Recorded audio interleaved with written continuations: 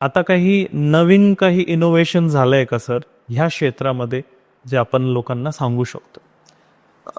नवीन एवढ्यात असा big break through असा काही झालेला नाही आहे एवढ्यात. परंतु नवीन मेडिसिन्स खूप येत आहेत. जो काही इंजेक्शनचा लोड आहे तो कमी होतोय. काही इंजेक्शन आता टॅबलेट फॉर्ममध्ये येत आहेत.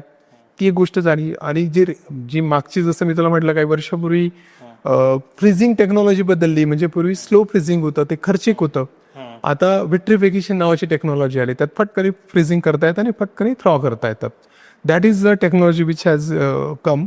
आणि इक्सी नावाची जी टेक्नॉलॉजी आहे की ज्याच्यात एक ॲक्च्युअली पकडून त्या मशीनने, स्पर्म्स ॲक्च्युअली पकडून त्या मशीनने त्या दोघांना त्यांचं मिलन केलं जातं. म्हणजे तो स्पर्म त्या एगमध्ये टाकला जातो. ही म्हणजे जी काही कन्व्हेन्शनल IVF मध्ये आहे, म्हणजे एक पेट्री डिशमध्ये मीडिया असतो, त्याच्यात एम्ब्रिओज आपला एग्स टाकले, स्पर्म्स टाकले आणि त्यांना इन्क्युबेटरमध्ये ठेवून दिलं. आणि नंतर डे 3 डे 5ला त्यांना बघतो आपण की फर्टिलायझेशन झालं आहे की, फर्टिलायझेशन 18 आवर्स नंतर होतं. 18 आवर्स नंतर फर्टिलायझेशन झालं आहे की नाही, मग डे 3चे एम्ब्रिओ बनलेत की नाही, डे 5चे एम्ब्रिओ बनलेत की नाही. पण इक्सीमध्ये ॲक्च्युअल आपण फ्युजन पण आपणच करत असतो. So that is one technology. पण अजून न्यू टेक्नॉलॉजी एवढ्यात मोठा ब्रेक थ्रू नाही आहे.